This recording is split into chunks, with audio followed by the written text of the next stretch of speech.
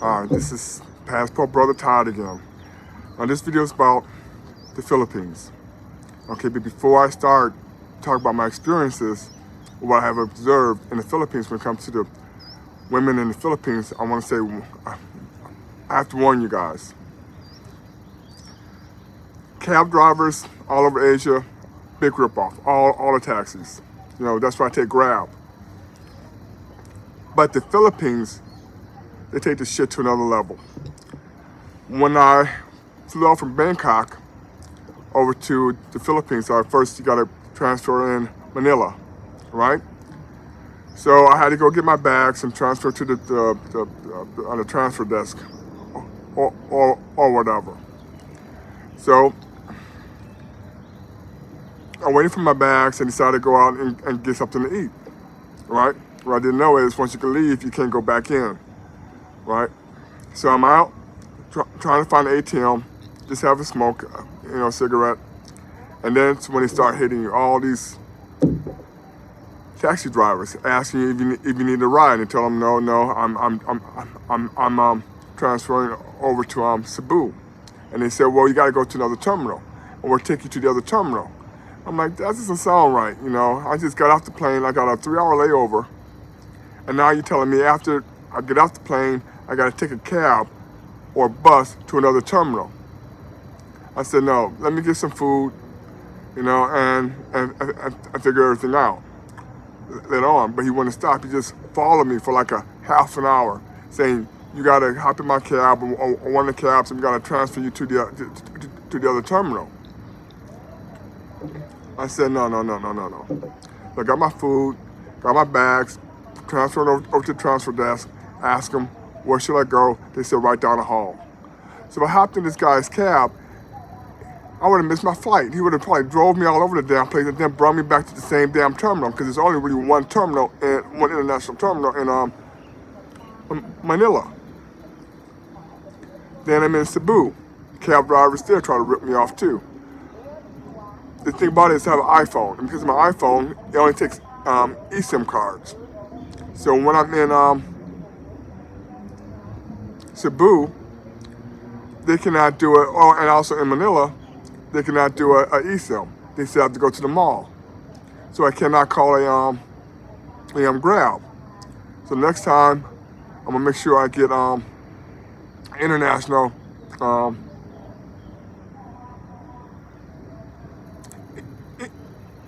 internet service the next time I go to the Philippines or anywhere. That's because of that, I will have internet as soon as I get there, so I can be able to call Grab or anything else. And it's pretty cheap, it's only like $20 a month. And it works all over Asia. So I had to take a cab or a taxi. And first he charged me $1,000 to go to my hotel. I said, okay, great. I told him I'm gonna be in my Airbnb for about a couple days. Then I'm gonna transfer over to Bohol, and the Penglau. I said, great. He gave me his number and give him a call, right? And he charged me 1,000 pesos to take me from the airport to my Airbnb. I said, oh, okay, that's fine. I'm tired. So a couple of days later, I call him up, to take me to the ferry so I can hop on the ferry and go to Bohol. Then when I get to the ferry, he wanted to charge me 2,000 pesos. He said, well, I undercharged you last night, taking you from the airport to your Airbnb, and plus I didn't want to charge you $1,000 now to take you to the ferry. I'm like, no, dude, no, I'll give you $1,000, 1,000 pesos, and that's it. Found out later on, when I looked it up on Grab, it only cost me 400 pesos at the most to go from the airport to my Airbnb, and at the most 400 pesos to go from my Airbnb to the to the ferry. So basically it was charging me 2 to 3 times as much. I'm like, oh, no. The taxi drivers and the cab drivers in Manila are the worst. So I want to warn you, before you go into the Philippines, get one of those international data plans. It only costs like about $20 for a whole month, and it would do all of Asia. So when you get there, you can automatically call or grab. All right? Now, other thing I want to say is that most of the women and the men you meet in the Philippines are going to have college degrees. All right? Especially the women. But the problem is the Philippines has no industry. They don't have like Dow Chemicals or DuPont, no Chrysler Motors, really no manufacturing whatsoever. So even though these people will have degrees in chemistry, architecture, engineering, there's no jobs for them.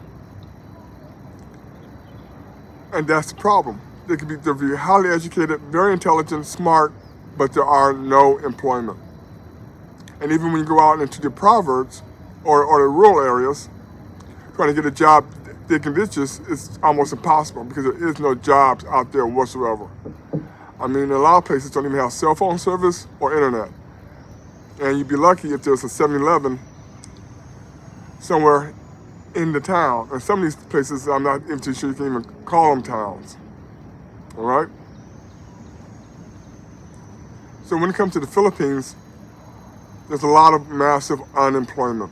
No matter how educated you are or how smart you are. Even lawyers in the Philippines have problems making a living because no one has any money.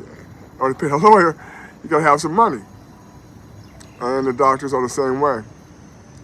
And I found out that a lot of men die in the Philippines because they can't afford to go to the doctor. I'm gonna have to switch because a lot of people don't have jobs in the Philippines no matter how educated and smart they may be because that's the way it is. A lot of guys work and they die because they can't afford to go to the doctor. So there's a lot of women who are widows. And they may have 1 to 4 kids and had a husband, but they couldn't afford to take them to the doctor. So it's not just that these guys get these young girls pregnant and they leave. That's part of it. But also the ones who are married or were married. We had a man and he died because they couldn't afford to go to the doctor. And that's the way it is for a lot of women in the Philippines. So don't be surprised when you meet a woman in the Philippines and she has 1 to 4 children. Okay? That's just the way the country is built. However, I'm watching a lot of YouTube videos and everything else. Filipinas make, out of all the Asian countries, they make the best wives. They really take care of their men. When I'm watching them, like for example, there's one YouTuber, he's in his mid to late 60s, and he's in the Philippines, and he's giving an interview to the Filipino P, and he says that these women that he's meeting are in their 40s, and they're telling him that they just want to take care of him, right? And he's like, no, I'm a single guy, I'm a bachelor,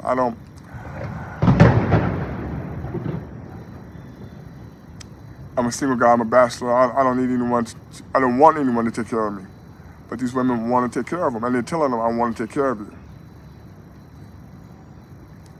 Then when I'm at the airport watching these foreign men with these Filipinas, and they're married or their girlfriends, and some Filipinos are kind of short and they're tall. They're always, stroking their arm, or stroking their back, which is kind of nice, especially if you're a guy. But at the same time, they're also letting the other girls know this is my man, and you stay the hell away from him. When I'm on the ferry going from Cebu to Bohol, this guy, he's in his late 60s, maybe mid 60s. His wife, they just got married. Well, I think they've been married for about a year, and she's in her mid 20s, and they're all lovey-dovey and they're all happy. And then we watch YouTube videos about guys who are married to these women and watch how the women react to them and how the women, stroke their shoulders, stroke their backs, stroke their hair as they're doing the interviews and stuff like that. And how one guy, he went to the United States and he had a little episode and his wife was just worried and panicked about him, which is understandable. they really take care of their men, you know, more than any other Asian country, more than Thailand, more than Vietnam. The Filipinos really do take care of their men the best way they can. Watching another YouTube channel called Every Man Has a Story, and he's told me about how he met his wife, and they had dinner at his apartment one night, and he got up to clean or wash dishes, and she said, "No, that's my job." And she already had her college degree. Watch another YouTube channel where they were interviewing Filipinos, and one of them said that, you know, it's up to the man to decide when we're going to get married. It's up to the man to decide when we're going to have a child. Watch another YouTube channel about Filipinos. They were interviewing on the street. They said, not what he has or what the man can potentially have is not what we care about. What we care about is having a good man. That's the prize. A good man is more of the prize than what he can provide. And I do believe that. I mean, I think that's pretty much true throughout Asia, because Asia takes two incomes to raise a family. Like I said, there's no domestic violence laws here. And in the Philippines, there's no divorce. So which means that these women are going to be with you for a long ass time. So one of the things they look for is a good man. Not going to be out there cheating. He's not going to abuse me physically or psychologically. He's going to be there for me when I need him, so I can be there for him. You know, and he'll be there for our children. Not going to go out, you know, at the bars or chasing women all over the damn place. Or just being out the bars with his boys, not even chasing women, but be at home where he's supposed to be. So the Philippines, when it comes to women, everyone you get with is probably going to be a great girl. Except for, you know, you can meet, you know, the scammers on the internet and the dating apps. But like you keep saying, the men who have the best marriages met their wives when they were working. They didn't meet them on the dating apps. Now, I'm not saying that you can't, but so far all the men that I talked to did not meet their wives on the dating apps, even in the Philippines. And you don't have to. I mean, the Philippines is filled with beautiful women.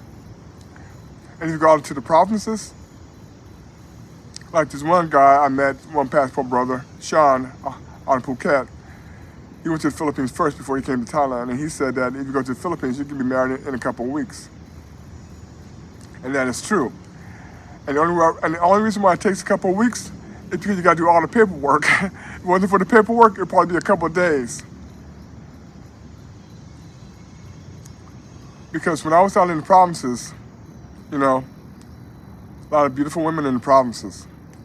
And you gotta remember also, the Philippines is made up of different tribes. And each tribe has sort of their own unique look or their own unique look. So when you go out to the different islands or whatever, or even in Cebu, you'll see a different look when it comes to the Filipinos. Like when I was out in Bohol, I was out way out in the provinces, and I finally found a 7-Eleven. It took me 2 hours driving out there. There was one girl, beautiful. I think she's about 17, maybe 16 or 17. She had a completely different look, different Asian look I never saw before. I couldn't stop staring at her. And then this other girl I saw at 7-Eleven definitely gave me the eye, but I'm like, I can't deal with the Philippines. And if you go out to the provinces, finding a place to live or hotel in some areas is going to be almost impossible. I mean, some of these places don't even have internet or even cell phone service. It's like a dead zone. So if you do go out there, you got to like drive 2 hours every day, which is okay because a lot of those girls are worth it. But you also got to understand that when it comes to getting a good man in the Philippines, for the women, it's cutthroat, very cutthroat. Very cutthroat. The older ones are going to approach you first, and they're going to try to keep the younger ones away from your ass. The younger ones seem to be having a little bit of a self-esteem problem. And a lot of them just drop dead gorgeous.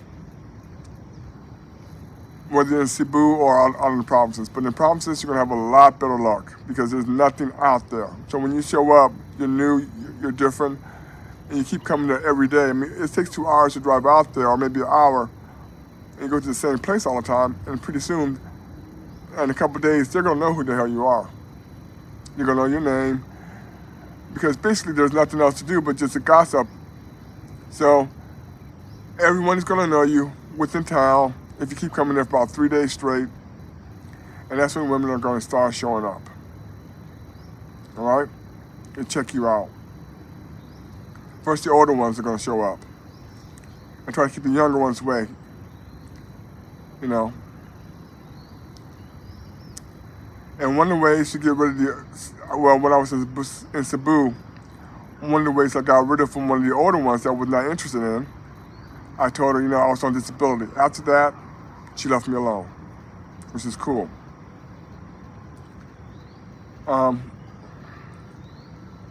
But like I said, the younger ones seem to have more of a self-esteem problem, and they don't really realize how pretty they actually are. All right, and that also could be because of a number of different reasons. Because they probably say to themselves, "What do I have to offer this guy who's a foreigner who seems to have money, his shit together? What do I have to give him when he has so much to give? When he has so much to give to me?" And they don't realize that they have a lot to give. It's who they are, how they treat their men, how they take care of us. They have a lot to give, and they don't realize that. I don't think the younger ones realize that. The older ones, I think, are more lonely, tired of struggling. They want a man, which is understandable. So when you're out in the Proverbs, man, like I said, go to the same place, drive out there 1 to 2 hours, and go to the same area day in and day out, and pretty soon they're gonna start showing up. And don't be surprised if the older ones don't take no for an answer. I mean, they'll be pushing and pushing and pushing. All right? But the younger ones, they will be interested. I mean, I saw some old guys, like I said, 60, mid-60s, the late 60s, got some beautiful Filipinas who are in their mid-20s. And like I said, I see them how they treat their men on a ferry, at the airport, McDonald's, for example. There's one couple, he's white, she's Filipina. They had a 14 to 16-year-old high school girl, right? She'd been married for a while. Now his wife, who's the Filipina, she's on her phone having a deep conversation, but she never let her man get more than 2 feet from her. If he moved, she moved. She was always within 2 feet of him. Yes, that's marking her territory and telling the other girls to stay the hell away from him, but at the same time, that's part of them being affectionate and attentive towards you. So how they treat the men don't stop. It pretty much is consistent throughout the whole marriage and the whole relationship. So if you treat them right, they're going to treat you right. It seems what I've been observing is that Filipino women, they get really emotionally involved, emotionally attached to the men, right? Which is a good thing because they're always going to take care of you. And if you bring them back to America or United States or Canada, they're not going to cheat or do any of that stuff. And you also got to realize also that a lot of them do not want to leave the Philippines. A lot of them grew up poor, and they've seen their fathers or uncles or brothers die because they can't afford to go to the doctor. And other Filipinos, are struggling financially because of it. And the only security they have is really the family. And to come to the United States and leave that security, it's kind of very difficult. Because what happens to her husband, or if he dies, yes, our healthcare system is a lot better, but it's one thing to hear about it and another thing to experience it. So it's kind of scary for a lot of them to leave the Philippines, to leave the family, to leave that security behind to come to the United States. Which so just because you meet them and are poor does not mean that they are going to want to move to the United States, at least not permanently. Okay, they may want to visit, and that's the same with women in Thailand. The same thing with women in Vietnam. These countries, the only real security they have is their family. There's no food stamps, there's no Social Security, there's no Section 8 housing, there's none of that. There's no alimony, there's no child support. The only security that they have is really their family. And they don't know your family, so they don't know if that security would transfer over in case something happens to you where your family take care of them and help them out. All right? So just because they're poor does not mean they want to come to the United States or live here or live in the United States. Now, when I'm in the Philippines, when I'm out in the province, yeah, I mean those girls. You see a pretty one, just have to. Oh, the motorcycle.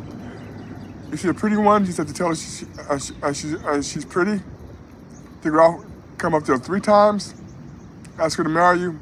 It'll be just like that, and she'll say yes. Cebu is a big city, and so is Manila. So I didn't get as much play there, but I did get play, all right? But those girls are a little bit more subtle. And like I said, the ones who gave me play had jobs. The ones who weren't too sure about may not have a job. I mean, I think a lot of these Filipinas have a self-esteem issue. So if she's not giving you play, she may like you, she may think you're attractive in a lot of different ways, but she may not think she has anything to offer you. Okay, so you have to make the first move, right? Now, I met 2 guys named Earl and Rick, and at the mall in Cebu, and we're just talking. You know, they're from Houston and the Caribbean, and I just met them. You know, 2 guys from America, and we're just yapping away. And these 3 Filipinas walk by. I say hi, they say hi back. You know, and they say hi to Rick and Earl, and they're walking past, and you know. And they're going, and I said to Rick and Earl, man, I really like these girls, but they're just too damn young. And Rick and Earl goes, no, man, they just look that way. They said some of these women are not, they may look like 18, but they're 24 years old. Earl goes, yeah, I met a girl the other day, and I thought she was like 12 or 14, but she was actually 24. And he said, just because they look young, does not mean they are really that young. Okay, cool. Then I ran into Earl the next day, and he was talking to his Filipina. I left him alone because he was into his game, so I'm not gonna mess that up. So there's the other thing you have to understand, that just because they look young, they may not really actually be that young. But at the same time, I mean, I see some really gorgeous, beautiful Filipinas out in Cebu, and they are interested in foreign men. It's not like they're, a dime a dozen. I mean, who are interested in you. You might see 1 or 2 a day at the mall or walking down the street who are going to show interest. And that's all over Asia. It's not like they're just falling all over the place.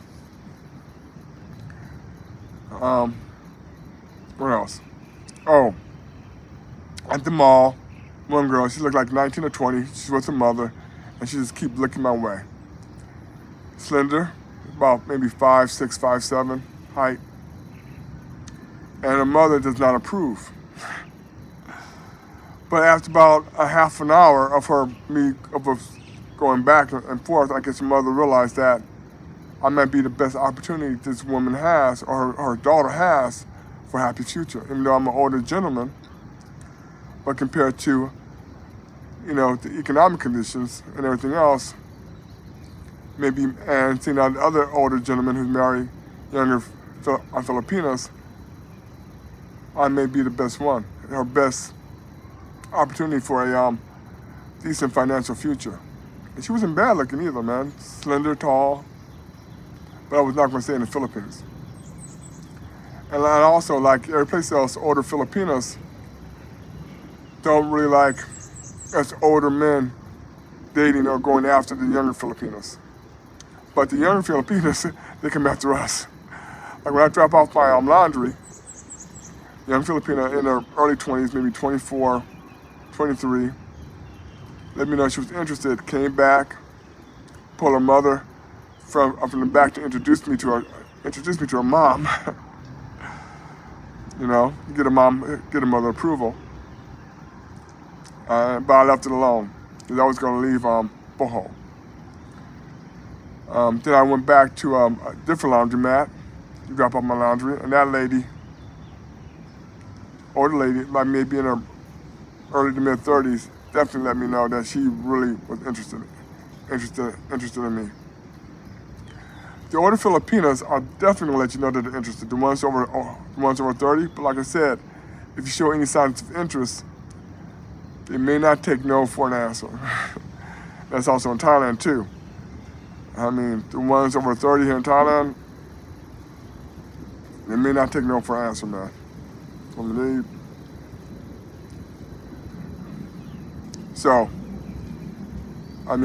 can tell you about the ones at the airport, but you get the idea. When it comes to the Philippines, well, to the Proverbs, it's hard to get to. You may not find a place to stay, but keep going out there. You can find a Filipina. You marry her ass, have her set up the house and everything else before you move in, so that it won't be such a big transition from city life or out to the proverb for you, if that's the place you want to stay. If you're in Cebu, girls are not going to be falling all over you, but you might see one or two, like every couple of days, who's going to be interested in you and going to show interest. You also got to remember, if they're working, they may like you, but they cannot really show it because they don't want to lose their jobs, because getting a job in the Philippines is very difficult. I mean, it's so difficult that they don't pay these people for the first 2 weeks to a month. It's them working free to prove that they're going to be that they can do the job and show up every day. I mean, it's really ridiculous. I mean, they really take advantage of these people, in my opinion. So, and also, don't look like a bum. Just take a shirt with the collar. I mean, this shirt is over 20, 25 years old, man. Found in my closet before I came here. I'm surprised it still fits. But when you got a shirt with a collar, especially in the Philippines, that tells the women that you are a high-value man. Even though you may not have not a dime in your damn pocket, but for some reason, with a shirt with a collar, I talked to one Filipina, or she saw her interview on YouTube, and she thought her man was a high-value man because he had a shirt with a collar. And I noticed it also helps you in the United States too. Just don't look like a bum, and you do pretty well. Just be a gentleman. I mean, in Asia, where you're in Thailand or the Philippines or